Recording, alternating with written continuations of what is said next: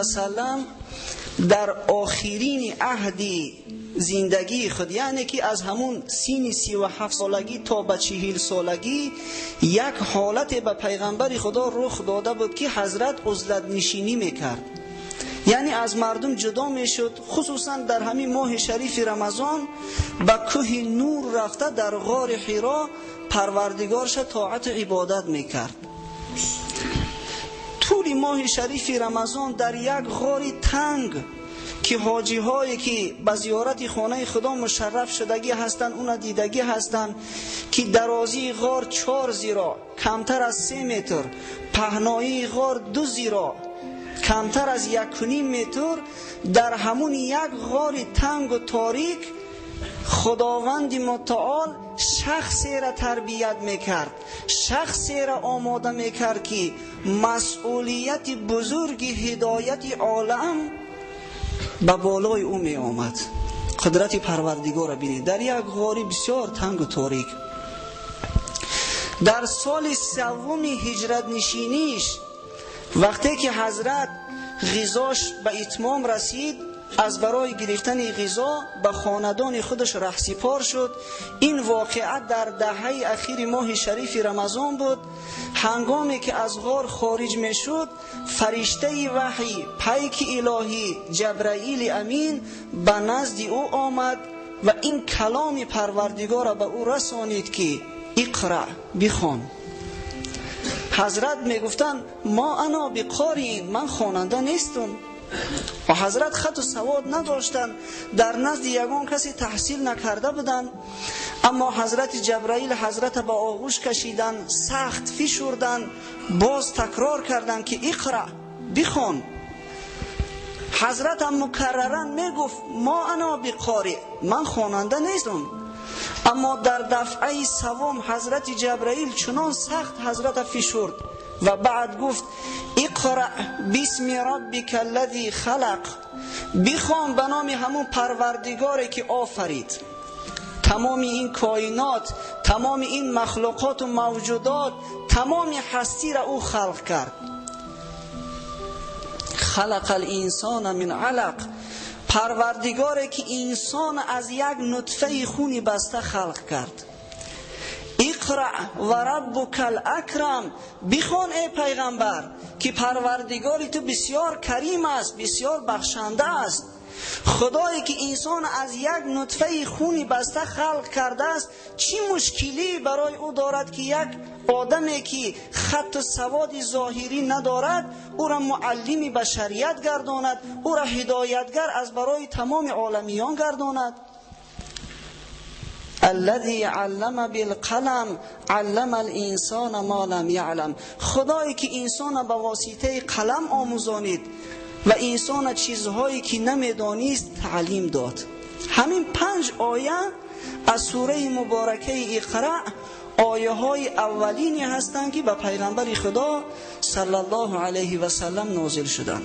خب حضرت بار اول فرشته وحی میدید، بنابراین یک هیبت در دلش پیدا شد، لرزه در بدن پیغمبر خدا پیدا شد. ترسان و هراسان سراسیمه به خانه‌اش رفت. وقتی که بانوی اسلام خدیجه کبرا این حالت شوهر عزیز خود شدید، فی الحال به نزد او آمد از برای دل دادن که شوهر مهربان چی واقعی رخ داده است، چرا شما اینقدر در هیجان هستید. حضرت همون واقعی که به او رخ داده بود به مادر ما خدیجه رضی الله عنها نقل کردم. خدیجه بسیار زنی عاقل بود برادرای محترم، بنابر همین بود که چنانه که حضرت دوملا نقل کردن، هرچند که 15 سال سینش از پیغمبر ما بزرگتر بود، اما چی از جهت ظاهری، چی از جهت باطینی، چی از جهت عقل و فراست یگانه زمان خودش بود. زنی که خداوند به او سلام کند چگونه زن می شود؟ بنابراین گفت یا محمد، گفت تو شخصی هستی که باری بازمانده ها را به دوش میگیری، فقیر و مسکین دستگیری میکنی، همیشه در کمک بنده های خدا هستی، مهمان دوستدار و مهمان نواز هستی، دارای خصلت بسیار بزرگ هستی. من هیچ گمان ندارم که خداوند دیو یا پری را به تو مستولی کند. یعنی اون مخلوقی که تو دیده ای به هیچ وجه نمیتواند که یگان مخلوق ضرر رسان باشد. گفت بنابراین گفت که بیا همراهی من به نزد عمکم میرویم. عمک خدیجه ورقه ابن نوفل نام داشت، یک موی سفید سال خورده جهان دیده بود. این مرد در همون وقتی جوانیش از دین بت پرستی دست کشیده بود، نصرانی شده بود. کتاب تورات و انجیل حتی به زبان عربی بعضی قسمتش ترجمه هم کرده بود. بنابراین پیغمبر خدا را به پیش ورقه ابن نوفل برد. بعدا قصه را به اون نقل کردن. وقتی که ورقه سخنهای پیغمبر خدا را به دقت گوش کرد، گفت که اون مخلوقی که به تو نمودار شد این همون ناموسی هست، همون فرشته وحی هست که به حضرت موسی کلیم الله کلام الهی را می آورد. او جبرائیل امین است، به نزد تو می آید.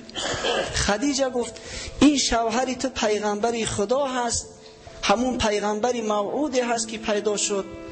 لیکن متاسفانه گفت وقتی فرا می رسد که قوم او به او دشمن می شوند، او را زده از شهرش پیش می کنند، به خواری و زاری قصد کشتن او را می کنند.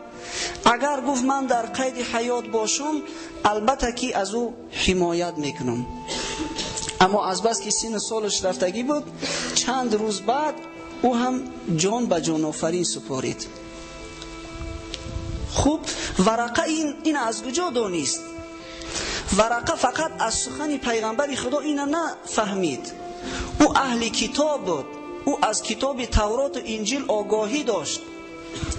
در کتاب تورات و انجیل، همون تورات انجیل پیش از تحریف شدن، پیش از ولادت پیغمبر ما، نام پیغمبر ما صراحتاً در اونجا ذکر شده بود. برای ما مسلمان ها همین یک آیه سوره صف کافی است که خداوند از زبان حضرت عیسی نقل میکند که چگونه حضرت عیسی گفتند که بعد از من یک پیغمبر می آید، امتی خودش خبر کرد به نام احمد. در همین کتابای تورات و انجیل تحریف شده امروزه هم این مردم نصرانی و یهودی تا حال کتابای خودشون تحریف میکنن. تا حال مثلا ما دا ترجمه کنن، همون عباره اصلی عربی را میارند، بعدا ترجمه را از پسش میارن و یگان مترجم دعوا نمیکند که من 100% کلام خدا را ترجمه کردم. این ناممکن است. میگن ما ترجمه تحت لفظی، ترجمه معنوی کردیم. اما این نصرانی ها پایبند این چیز نیستن. اینا افتخار میکنن که از همه کتاب آسمانی که به زبانهای گوناگون ترجمه شده است همین بیبلیای ما هست، به تمام زبانها ترجمهش میکنن. در هر ترجمه یک چیز علاوه میکنن، یک چیز دیگرگون میکنن. تا حال همون کتابای الهی ده خیانت میکنن و تحریف میکنن. لیکن با وجود این در همین کتابای تحریف شده امروزه نشانه های پیغمبر ما در همون کتاب ها هست.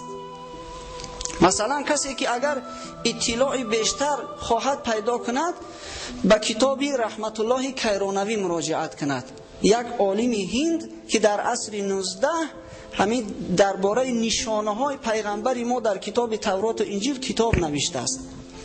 در زمانی که انگلیس ها مبلغای نصرانی را به عالم اسلام پهن کرده و میخواستند مسلمان ها را نصرانی کنند، این مرد خدا رحمت الله کیرانوی کتاب نوشت که مسلمان ها بخوانند و بتوانند که با اهل کتاب مباحثه کنند، از دین خود دفاع کنند. یا اینکه با کتاب های احمد دیداد هم از همون رحمت الله کیرانوی فراوان ذکر میکنند. از او کتاب استفاده بری اگر اطلاعی بیشتر بخواهی. بنابراین حضرت این ورقه ابن نوفل میدانست که نام پیغمبر آخر زمان محمد است. عاقبت در همین بلاد حجاز پیدا می شود. بنابراین وقتی که این سخن از زبان پیغمبر شنید، فی الحال قبولش کرد که او پیغمبر آخر زمان است. خب از بین چند وقت گذشت، دیگر وحی به پیغمبر نازل نمی شد. اینو در اصطلاح مورخا به نام فترت وحی ذکر میکنند. چند زمانی به پیغمبر خدا وحی نازل نشد. شاید یک حکمتش همین بود که خداوند خواست که پیغمبرش آرام شود، همون هیبت و سختی که در بار اول وحی به اون نازل شده بود از او دور شود و حضرت منتظر وحی شود. بنابراین چندین وقت به پیغمبر خدا وحی نازل نشد که حتی بعضی ها گفتن چند سال وحی نازل نشد که این سخن نادرست است. قول دقیق تر همین است که چند روزه، تخمین 10 روزه به پیغمبر خدا وحی نازل نشد. خداوند بنده خودش آماده کرد و روز 1 شوال وقتی که ماه رمضان سپری شد و حضرت بار دیگر از غار حرا خارج شد، میخواست که به خانه خودش رود، یک آواز به گوش پیغمبر خدا رسید. اینا در حدیث خود رسول اکرم صلی الله علیه و سلم بیان میکند که به پیش نظر کردم چیزی ندیدم، از پسی پشت چیزی نمودار نبود. ناگاه سرم برداشتم که در آسمان همون فرشته وحی میگه دیدم که سرش به افق اعلا می رسید. پیغمبر خدا جبرائیل امینه به صورت اصلیش دید. بنابراین یک هیبت حضرت جبرائیل باز در دل حضرت مستولی شد. فرشته الهی را دیدن به صورت اصلیش برای انسان بسیار مشکل است. یک مثلا بعضی موجوداتی که به چشم ناعیان هستند، اینمی دیو، پری و عجینه را انسان میبینه لرزه در اندامش میگیره. چی گفته میشود در حق مخلوقی که فرشته مقربی که 600 پر داشت، به یک پرش قادر است که همین زمین ما را چپگردان کند. بنابراین حضرت سراسیمه شد، زود به خانه خودش شتافت، عرق از سر و روش میریخت. همین در خانه رسیدن برابر به اهل بیتش امر کرد که زمیلونی مرا پوشانید، چادر پوشانید، در سر و روم آبی سرد به اندازه آبی خونو که در سر و روش می انداختن. تبی پیغمبر خدا بلند شده بود در زیر چادر. در همین وقت بار دوم به او وحی الهی آمد. آیه های اولی سوره مدثر. خوب، اولا یک چیز برای شما بیان کنیم که این قرآن هر سوره به طریق گوناگون نازل شدگی است. مثلا بعضا سوره اقرا چند آیتش نازل میشد، بعضا میشد از سوره مدثر یا سوره مزمل نازل میشد. همینا را خودی پیغمبر خدا جابجا میکرد که این آیه ها از فلان سوره است، این آیه ها از فلان سوره است. و دیگرش این که وحی گوناگون میشود. بعضا میشد که مثلا فرشته وحی به صورت اصلیش آمده وحی الهی را به پیغمبر خدا میرسانید.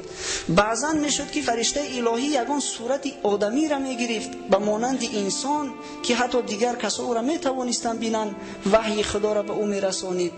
بعضا میشد که وحی الهی در دل پیغمبر خدا آواز میانداخت به واسطه فرشته.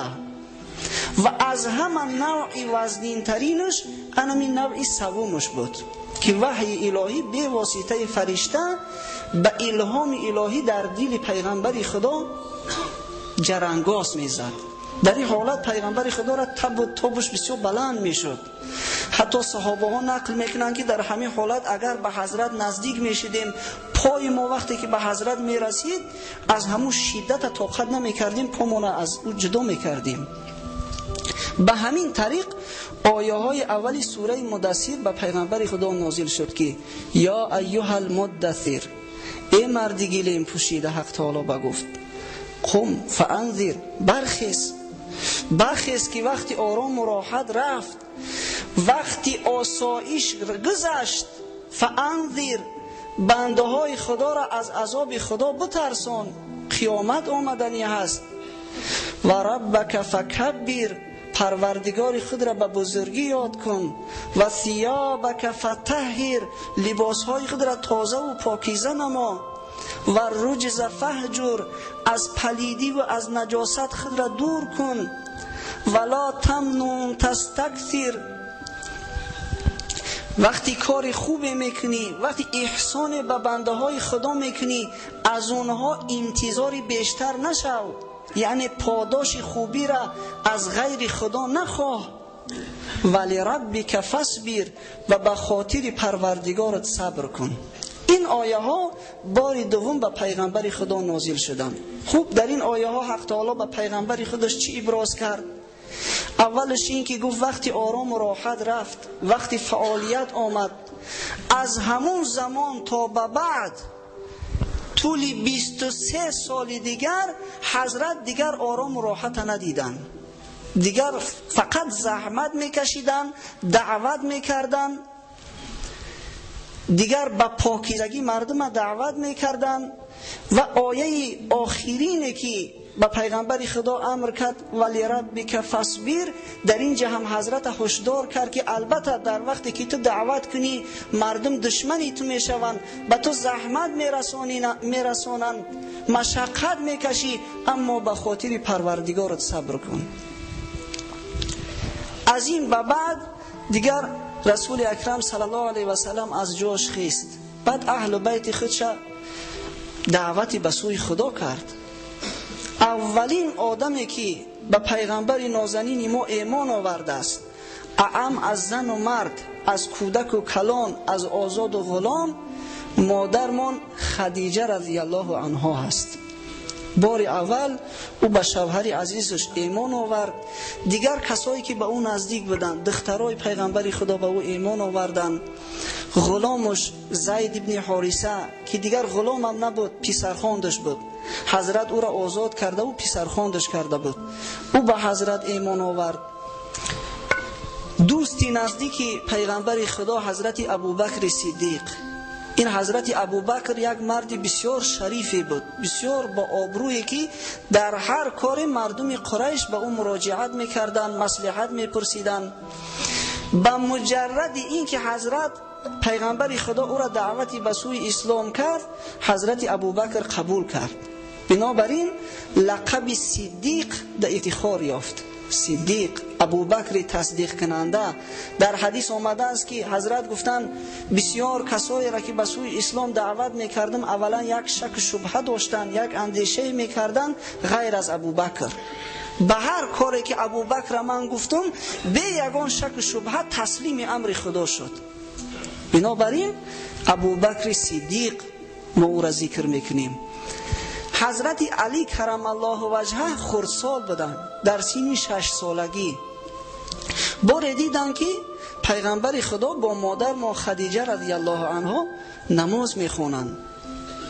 در همون ابتدایی که وحی به پیغمبر نازل میشد، حضرت جبرائیل طریق طهارت کردن به حضرت آموزانیده بود و نماز هم میخوندن. البته اون نمازی که او زمان میخوندن از این نمازی ما فرقیتا داشت. شاید که به این شکلی که ما میخونیم این شکل نبود. دیگر این که 5 وقت نماز نبود، 2 وقت نماز میخوندن، صبح و شام، 2 وقت نمازی فرضی بود. حضرت علی این حالت مشاهده کرد، گفت شما چیکار میکنی؟ گفتن عبادت میکنیم خدا را. آخه گفت دیگرها را میبینیم که در پیشون یک هیکلی هست، یک تیمثالی هست، در پیش بوتا سجده میکنن، و شما در پیشتون چیزی نیست. حضرت گفتن، علی گفتن ما خدای زمین و آسمان سجده میکنیم، او بوت، او سنگ و چوب، اینا مخلوقای باطلن، اینا خدا نیستن. گفت من هم میتونم، گفت به مانند شما همین مسلمان شوم و نماز بخوانم؟ گفتن البته میتونی. حضرت علی گفت اول گفت یک از پدرم رخصت پرسون. با سوی پدرش رفت، اما در راه از رأیش گشت، دیگر پیش پدرش هم نرفت. به نزد پیغمبر خدا صلی الله علیه و سلم آمد، اسلام به او عرض کرد، مسلمان شد و اهل نماز شد. بنابراین علی را ما کرم الله وجهه میگوییم، یعنی که خداوند چهره و پیشانه او را از شرکی به خدا نگه داشت، محترم کرد که در پیش غیر خدا حضرت علی سجده نکرده است. کرم الله وجهه، از همون آوان خوردی مسلمان بود. پدرش بار حضرت علی را دید که همراه پیغمبر خدا نماز میخواند، ابو طالب. گفت که بسیار کاری خوب میکنی، همین کارتونه دوام دادن بگیری. حضرت مردم دعوت میکرد طبق همون آیه قرآنی که و انذیر قم فانذیر، اما دعوتش پنهانی بود، از بس که خداوند حالا به او رخصت نداده بود، حالا وقتی دعوتی آشکارانه بود. 3 سال پیغمبر خدا پنهانی مردم دعوت میکردن.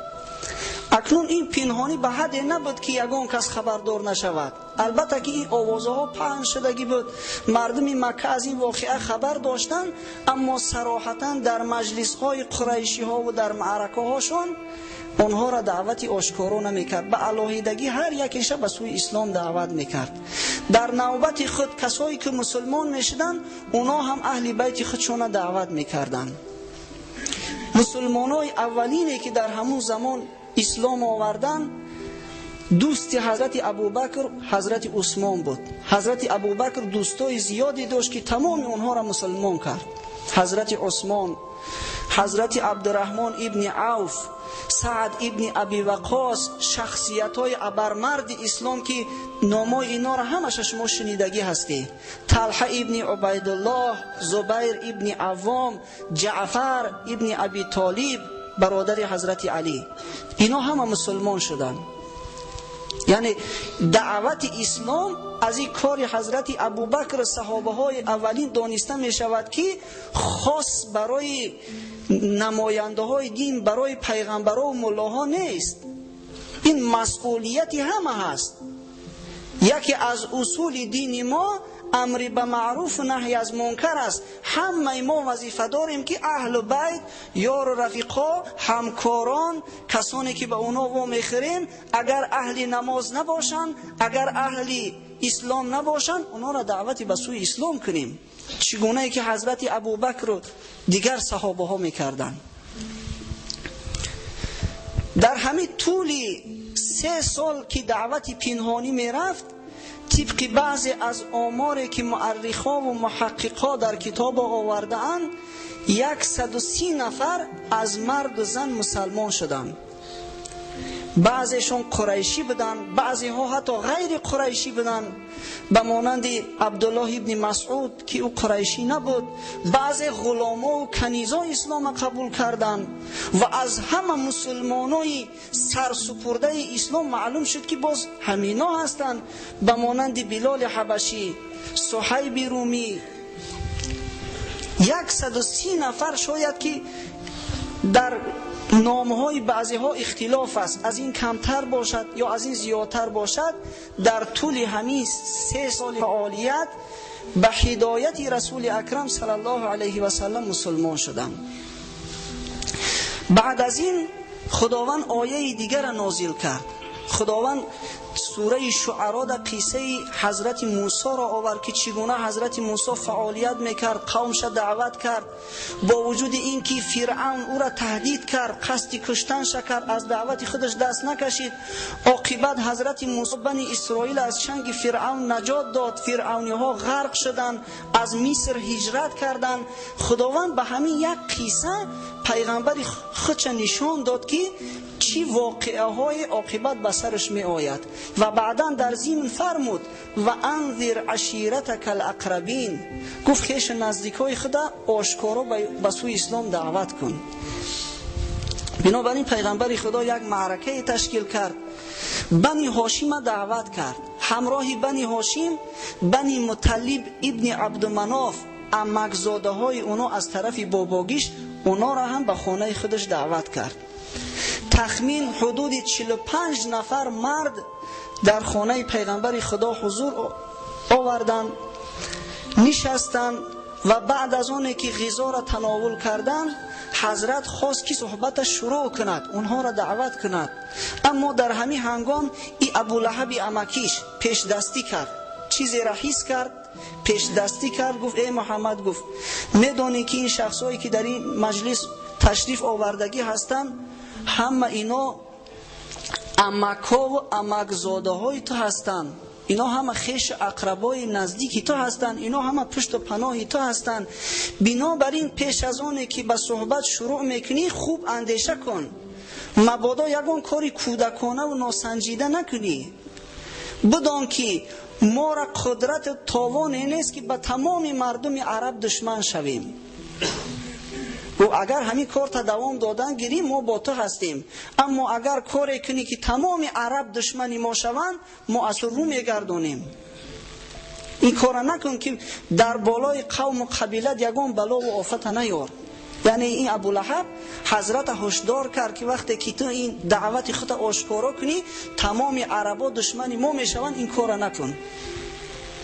بنابراین وقتی که این پیش دستی کرد در میان سخن دور اومد و سخن خودش شروع کرد، حضرت دیگر مصلحت ندید که چیزی گوید، بنابراین خاموش ایستاد.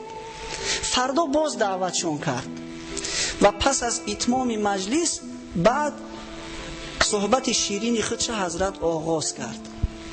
الحمدلله گفت، سپاس خدا را، احمده و استعینه، خاص او را ستایش میکنم و خاص از او کمک طلب میکنم. و اؤمن به و اتوکل علیه، ایمانی به او میارم و توکل به ذات خدا میکنم. و اشهد ان لا اله الا الله وحده لا شریک له، و گواهی میدهم که خدا یکه و یگانه و بی شریک است، بی مثال است. و بعدا گفت بدانید و آگاه باشید که سید قوم هیچ وقت به قوم خودش دروغ نمیگه. بدانه که گفت من پیغمبر خدا هستم، خاصتا برای شما بنی هاشم و عامتا برای تمام خلایق خداوند مرا فرستاد و مسئول گردان که پیام خدا را به شما برسانم. بدانه گفت چنانه که خواب میکنه، همین شبا که خواب میکنه و استراحت میکنه، همچنین مرنده هستی و چنانه که از خواب میخیزه همچنین برانگیخته میشوی فردا روز قیامت. و آنگاه در پیشگاه خدا از تمام کار و باری که کردگی هسته یک به یک در پیشگاه خدا محاسبه کرده میشوی. اون وقت یا بهشت جاویدانی هست یا دوزخ جاویدانی. یعنی یک کلامی بسیار کوتاهی پرمحتوا را پیغمبر خدا گفتن. خیلی مثالای زیبا. چنانه که خواب میکنی میبری، همین خواب انسان هم یک نوع مرگ است. این علمم به همین نتیجه رسیدگی است. خوابم این مرگ است، مرگ صغرا است. و چنانه که از خواب میخیزی با برانگیخته میشوی. چنانه که در خواب میبینیم که در فلان جا سیر سیاحت داریم، کاری بد یا کاری خوب داریم، همین دنیا هم خواب است. همین دنیا هم خواب است. روزی می شود که بعد از مردن از خواب حقیقی بیدار می شویم. مردمان را سر به سر در خوابدان حضرت عطار گفتند گشت بیدار آنکه او رفت از جهان. بعد بیداری حقیقی می شویم، می خیزیم که زندگی ما خواب بوده است. ما در همین زندگی همین نقشی که در خواب بازیدیم همین خیلی زندگی می کردیم، لیکن به حسابات می مانم. چگونه ای که پیغمبر خدا گفتن اون وقت یا بهشت جاویدانی است اگر زندگی خوب کرده باشی، یا دوزخ جاویدانی اگر زندگی به دشمنی خدا و بر مقابل دین اسلام زندگی کرده باشی. همین یک نطقی کوتاهش گفتن.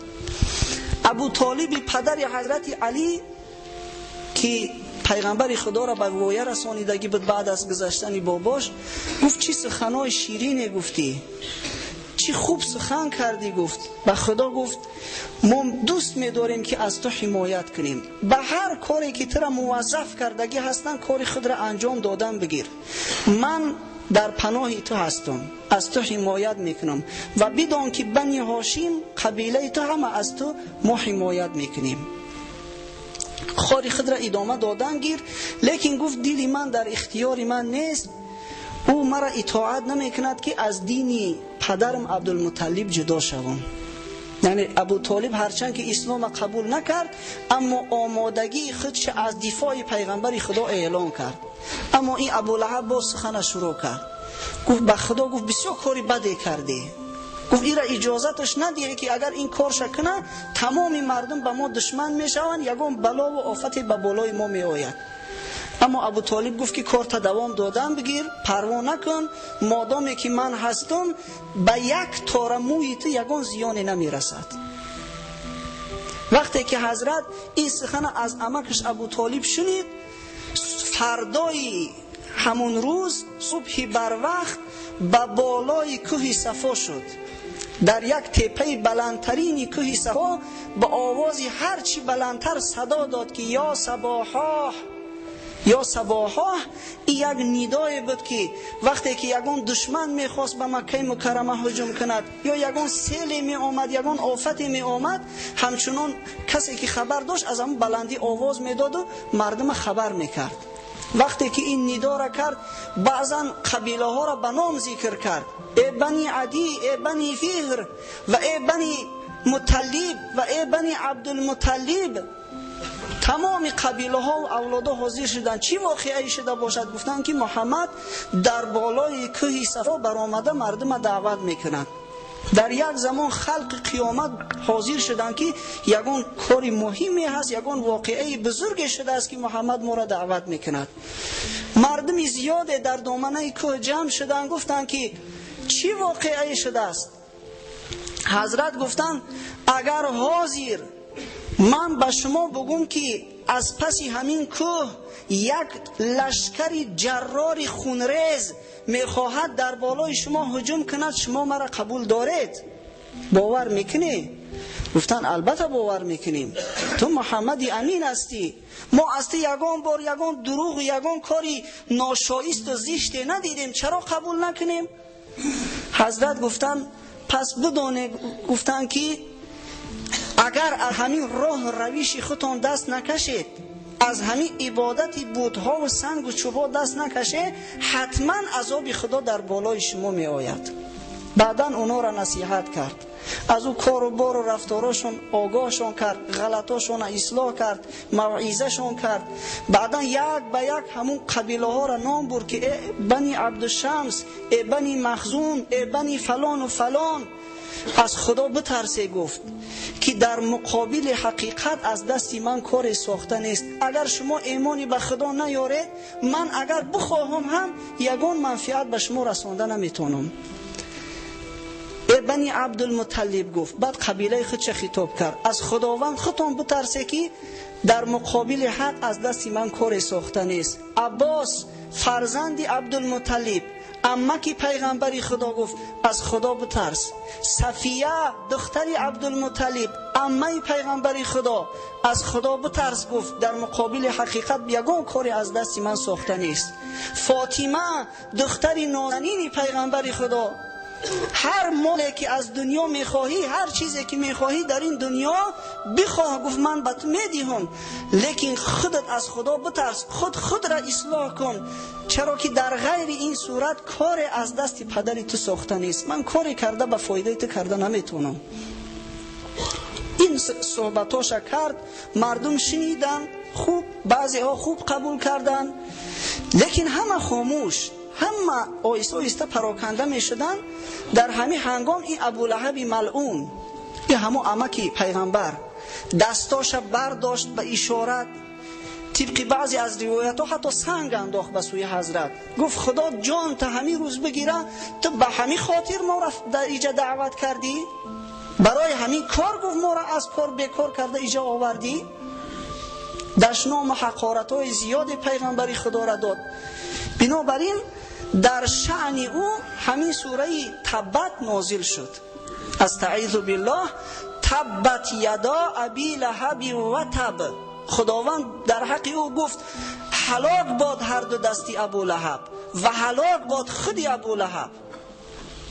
یعنی این ناکس مادامی که دشمنی پیغمبری خدا شد، دشمنی دینی خدا شد، حالا در قید حیات بود، حالا سالم و بردن بود، اما خداوند عاقبت او را اعلام کرد در پیش چشمش که تو بدبخت، در همین دنیا من تو را هلاک میکنم و فردا روز قیامت همراه همسری بدبختت سیصلا نارا ذات لهب و امرأته، داخل دوزخ میشوی. نه مالت نه فرزندات یگان کس به داد شما نمیرسد. ابولهب 10 پسر داشت، 10 پسری بردم داشت، پسرای پهلوان، مال و ثروت زیاد داشت. از فرط نعمت همین چهره ابولهب سرخی، همین شعله آتش برای نورانی بوده است. همین آدمی که فقط همین بخوره و باشامه و استراحت چی، یک شعله آتش برای چهرهش درخشش داره. ابولهب لقبی او را گذاشتگی بدم، اما خدا زدش. در همین دنیا خدا نشانش داد. عاقبت بعد از جنگ بدر این ملعون یک مخوی در بدنش پیدا شد، یک بیماری بسیار ویران پیدا شد که پوست تنش میغلطید، به مانند همین سگای گرگین شده بو از تنش میبرومد. دیگر قوم و قبیلش از او رو گرداندن، فرزنداش از او رو گرداندن، همسراش قهر کردن، به یک خاری وزاری در یک کوچه مرد. مجبور شدن و همون مردم قریش که عربای حبشیایی که در اوجا کرایه آمده بودن، کرایه کارگر بودن، همونا را پول دیان با چوبه های دراز جسدی پربوی او را تیله داده در یک غاری بیرون از شهر باندازن که از بو و تفش مردم خلاص شوند. به همون یک بیادبی و یک احمقی که ابولهب کرد. بنابراین حاضرین عزیز، پیغمبرای خدا دوستای خدا هستند. بعضا می شود که خداوند به انسان احسان میکند، خوبی میکند، وقت میدهد، لطف حق با تو مواساها کند. لطف حق انسان مهلت میته. بعضی کافرای سرسختی هستند، خدازده هستند که در همین دنیا مهلتش میته که ما حیران میشویم که خدازده را برای چی خدا در این دنیا نمیزنه؟ زان که از حد بگذری رسوا کند. بعد از حد که گذراندی مهلت داد که خود با عذاب خود دهچند کنی. بعد یک باره که گرفت دیگه خلاصی نداری، دیگر پشیمانی فایده نداره به مانند فرعون. این سخن از چی جهت میگم؟ چرا که بیادبی ها بعضا دیده می شود، چی در شأن دیگر پیغمبران، چی در شأن پیغمبر ما. یک دیوان اوضاع گفته است که در زمان پیغمبر خدا لزوه ژیلت نبود وگرنه ریشوش میتراشید. اینا همین اگر ملایم کرده احتیاط کرده گوییم این بیادبی هم نیست، این بالاتر از بیادبی است. چی کسی زبانش به او اجازت میدهد، عقل فراستش به او اجازه میدهد که در حق پیغمبری که بیشتر از 1.5 میلیارد انسان از جان و مال و زن و فرزندشون او را بیشتر دوست می‌دارن، همین سخن بگه که لزوه نبوده یگانه ریشوش میتراشید. تو بدبختی یا کجا دانستی؟ لزوه یافت، موی سرش تراشید، برای ریشوش لزوه نیافت. نعوذ بالله. یک طعنه زدن بس شکل و صورت چهره پیغمبر خدا هست اگر حقیقت شگیریم. این چنین شخصا را یا در همین دنیا یا در قیامت اگر خودشون اصلاح نکنن و با پیغمبرای خدا دشمن شوند و با دین خدا دشمن شوند، همین تقدیر ابولهب انتظار است. دیگر رسول اکرم صلی الله علیه و سلم دعوت آشکارا را شروع کرد. آشکارا دیگر دعوت میکرد. پس از یک آیه دیگری که حق تعالی به اون نازل کرد که فاصدع بما تؤمر و اعرض عن المشرکین، یعنی حق تعالی گفت که دیگر حقیقت آشکار کن، به کاری که مأمور شده ای اجراش کن و از مشرکا رو تاب. حضرت دیگر آشکارا در مجلس‌های قریش قرآن میخوان، اونا را دعوتی به سوی اسلام میکرد، آشکارا در پیش چشمشون عبادت میکرد. دیگر تمامی کار و رفتار پیغمبری خدا آشکارا شد. دیگر قریشی ها به داد آمدن، بعد دشمنیشون سرسخت‌تر شد که چیکار کنیم؟ این مرد آشکارا دیگر دعوتی به سوی اسلام میکند، آشکارا دیگر معبودای ما را ملامت میکند. خوب اینجا یک ماشینی 97 و 18، اگر کسی که رقم ماشینش 97 تا 18 باشه التماس میشه که ماشینش از سری راه بگیره. 97 تا 18 و ایام حج هم فرا میرسید. این مردمی همون عرب جاهلی از زمان حضرت ابراهیم شروع کرده خانه خدا را زیارت میکردن، هرچند که زیارتشون مسخره آمیز بود.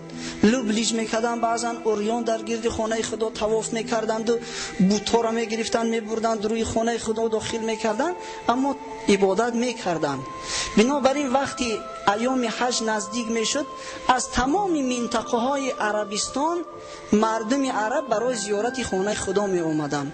بنابراین این مشرکای قریش گفتن یک چاره دیدن در کار، یک کاری کنیم که دعوت محمد به دیگر خلقا و قبیله ها نرسد تا اینکه اونا مسلمان نشوند.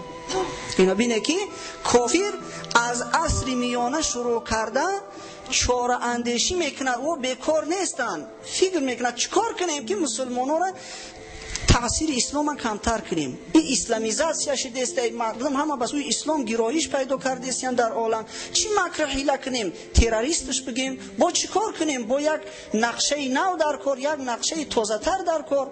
کافر از همون ابتدا در فکر و اندیشه هست که چگونه مردم از اسلام دور کنه. همون مشرکای قریش جاهل بینه که در عصر کهنه زندگی میکردن در همین فکر شدن. بنابراین به نزد یکی از پیشواهاشون، یکی از دانشمنداشون به نام ولید ابن مغیره آمدن که ولید گفتن میدونی که موسم حج نزدیک است، عربا از تمام منطقه ها می آیند.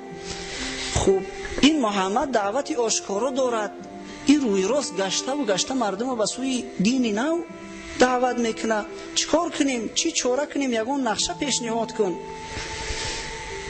ولید گفت یگان پیشنهادها داشته باشه پیشنهاد کنیم، من یک تاشه انتخاب میکنم. و گفت خیلی بگیم که کاهین است، بگیم محمد کاهین است. کاهین همون روحانی های پیشتره فریبگری که بدن هر چی را دود میدادن رو فریب میکردن. لیکن ولید گفت نگفت این پیشنهاد شما قبول نیست، با این محمد با کاهین یگان مانندی نداره، این دروغی سخن شما معلوم میشوه. یک چیزی بگی به حقیقت نزدیکتر باشه. و گفتن خیلی میگیم که دیوانه ای. نعوذ بالله. گفت نه، با دیوانه هم مانندی نداره. خیلی گفت این دیوانه معلوم است از رفتار و کردارش، اینم نمیشوه. پیشنهاد دیگر کنی. گفتن میگیم شاعره. اون شاعرای پیشتره این همین شعر گفته قبیله به قبیله میگشتند، به همین واسطه زندگیش میگذروندن زندگیشونه. گفتن نه، این به شاعر مانندی نداره. و یگان چیز طلب نداره، چی کاری میکنه از خداوند طلبش داره، از یگان کس مبلغ و موز طلب نمیکنه، نمیشوه. گفتن میگیم ساحر جادوگره. نه، جادوگرا در مانندی نداره. این جادوگرا عادتا یک چیز در میدمن و رشته گره میکنن و دیگر کارهای نامعقولی میکنن، نمیشود. این پیشنهادهای شما نشید. و گفتن خوبه که خودت یک اندیشه کنی هم پیشنهاد کن، این یگان پیشنهاد ما را قبول نکردی. بعد این ولید فکر کرد چی تهمت کنم، چی کمبودی پیغمبر خدا را بیایم همون کمبودیش از ذکر کنم و مردم هم معن کنیم که از پذیرش اسلام مانع شویم. همین قدر اندیشه کرد. عاقبت بعد گفت میگیم که او سخن آورده است که به مانند سحر، یعنی قرآن در نظر داره. مرد از پدرش جدا میکنه و از همسرش جدا میکنه و یعنی که میگیم ساحره. سخنش سخنی بشری، سخنی خدا نیست، ساحره. هرچند که این شخص ابتدا گفت به ساحر مانندی نداره، وقتی که یگان عیب پیغمبر خدا را ندید بینه که با عاقبت همین دروغ گفت، میگیم ساحره. وقتی که از تمام منطقه ها مردم با زیارت خانه خدا آمدن، حضرت هم گفتیم دیگه آرام و آسایش نداشت. شب باشه، روز باشه، سحر باشه، نیمروز باشه، بعضا خودش تنها، بعضا همراه یگان صحابه و دوستش با همراهی ابوبکر یا دیگر دوستش میگشت، قبیله به قبیله میگشت که این مردم من از شما یگان چی خواهش ندارم، فقط خدا را به یگانگی پرستش نکنی، زیناکاری نکنی، خوب فرزندای خودتون زنده به زنده در گور نکنی. همین نصیحت ها را پیغمبر خدا به اونها میکرد. لیکن کافرها هم آرام و راحت نداشتن. این کافرها هم میگشتن مردم این جادوگرای مبادا شما را فریفته نکنم. ابو جهل ملعون بعضا میدید که پیغمبر خدا به سوی کار روان است، از پسش میرفت. حضرت سخن شروع میکرد که هی مردم گوش نکنه که این شما را فریب میکنه، این دینی نو پیدا کرده است، کاری میکنه که شما را برباد میته، دنیاتون را میسوزانه. از این قبیل مردم اینا هم از ره میزدن. نضر ابن حارث گفتنی یک ملعونی دیگر بود، یک بدبختی دیگر. این مرد به هیره رفت هیره را حضرت داملا قصه شکر که یک منطقه بود که ایرانی پادشاهی را گوش میکرد. یعنی رهبرای هیره، پادشاهای هیره وصلی پادشاهی ایران بودند. این مرد به هیره رفت، قصه های ایرانی ها را از خود کرد. قصه رستم داستان، جنگ رستم با اسفندیار، 7 خان اسفندیار و 7 خان رستم، همینا را از خود کرد.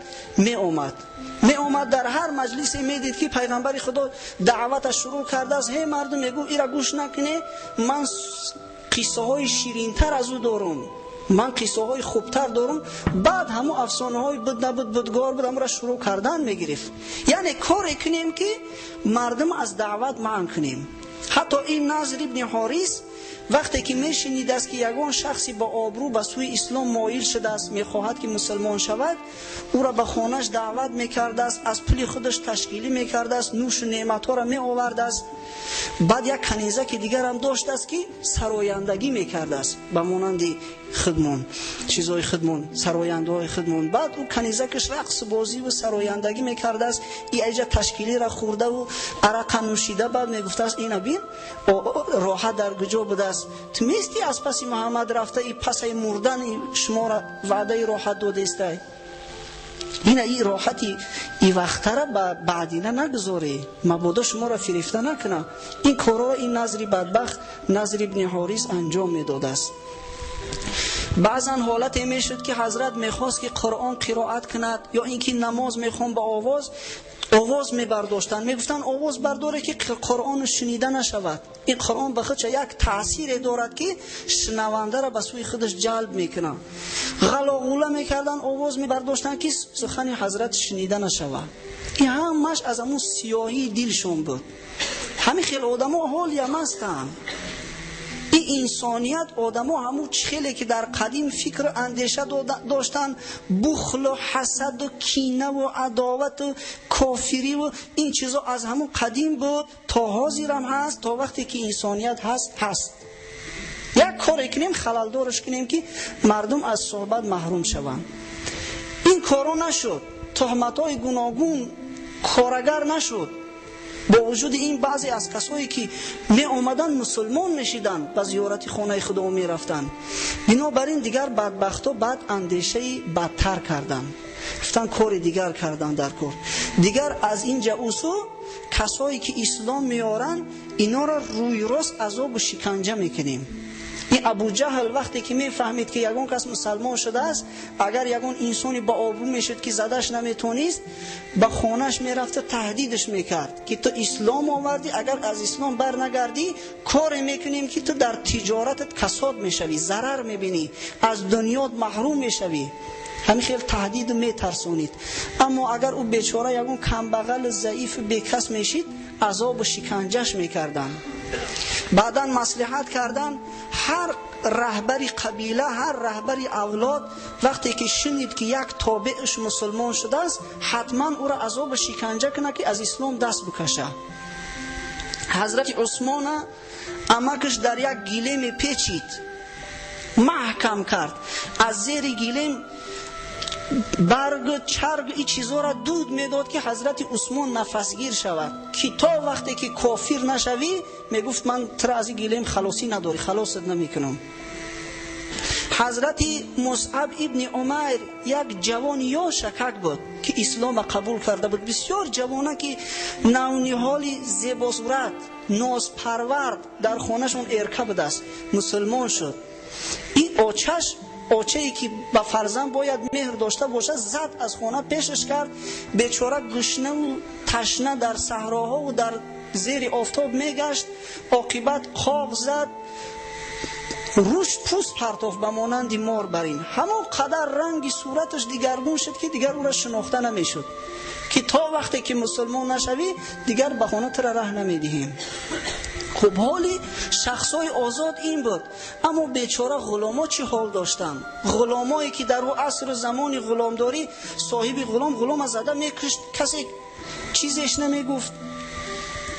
غلاما احوالشون ده چند سخت‌تر بود. صهیب ابن سینان رومی مسلمان شدگی بود غلام. این بیچاره را همین قدر میزدن همون مردم قبیله شون که از هوش میرفت. بعضا از هوش بیدار میشد، به خود می اومد که حالی هم این خدا زده و زده است یعنیش.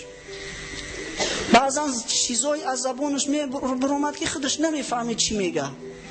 بلال حبشی قصهش معروف است. این بلال بیچاره را صاحبش امیه ابن خلف بود، یکی از دشمنای سرسخت‌ترین پیغمبر خدا. این ناکس یک ریسمان تنگ در گردنش، بعضا سیم در گردنش میبسته و بعد کشون او را در بالای ریگ میکشوند است و کوه و صحرا به دست دیگران میداد است که بگردانش. همون بند گردن حضرت بلال میبرید، میزدندش، میبستش و تیاق میگریف، مردنک حضرت بلال میزد، گشنش میمون. به دین محمد کافر شه، لات و عزا را توصیف کن. اما حضرت بلال از دینش نمیگشت، تا به حدی که این ناکس وقتی که آفتاب به حد گرم می شود، نصف روزی آفتاب حجاز چقدر گرمه، با زیر آفتاب ای 50 گرادوس هم بالاتر ای، در زیر ریگو می برد و با پشت می خواباندنش در همون ریگ تفسون. بعد یک سنگ عظیمی دیگر را آورده چند کسه در بالای سینه حضرت بلال می گذاشتن. بعد می گفتن که کافر شه، به خدای محمد کافر شه. اما حضرت بلال احد میگفت. بعضا میشد که بیچاره از هوش میرفت. خباب ابن ارت یک صحابی دیگر، این بیچاره را صاحب بدبختش آهنگر بوده است. این آهنگر هم آهنای تفسون میگرفت در پوستش میگذاشت، پوستاش میسوخت که به کافر شه، از دین محمد بر نمیگشت. همون خیل عذاب و شکنجهش میدادن که بعداً از بدنش همون قدر روغن چی میریخت که در زیر آتشش میگذاشتن، آتش بر روغن تنش خاموش میشیده. عمار یاسیر هم خودش مسلمان بود، هم پدرش هم مادرش، هر سهش مسلمان بودن، هر سهش هم بیچاره غلام بودن. غلامی بدبختی ابو جهل ملعون، همون غلامی بنی مخزوم. پدر عمار همچنان عذاب و شکنجه کردند که بیچاره جان به جان آفرین سپارید. بار پیغمبر خدا صلی الله علیه و سلم از نزدشون میگذشت که عذابش میکردند. او کافر خدا زده را اگر 100 نصیحت کنی و قبول نکند. بعد گفت آل یاسیر، گفت صبر کنی، وعدگاه شما جنت هست. بنابراین حضرت در زندگیشون اونا را وعده بهشت داد. عمار بیچاره پدر یاسیر جان سپارید. ابو جهل ملعون به یک نیزه دراز از پیش مادرش زده او را هلاکش کرد، کشتش در پیش چشم فرزندش. یاسیر را گفتن انمی حالی تو هم همی می شود کافر بشه، از اسلام رو بگردان. اما یاسیر نمیگشت. یاسیر همی خیل میزدند و بعضا در بالای ریگ میکشاندنش، در بالای ریگ تفسون. بعضا بالاش میبردند و پاکوبکش میکردند، چوب شپکش میکردن. اما حضرت عمارم یک باره از دهانش همون کلمه کفر بر اومده، به اختیار گریان به حضور پیغمبر خدا صلی الله علیه و سلم رسید که یا رسول الله، این ناکسا به حد آوردنم که ناگهانی همین سخن از زبانم بر اومد، چی میشده باشد؟ اما آیه قرآنی نازل شد و حق تعالی گفت ایمان اینها مادامی که دلشان بر جا هست، ایمان اینها بر جا هست.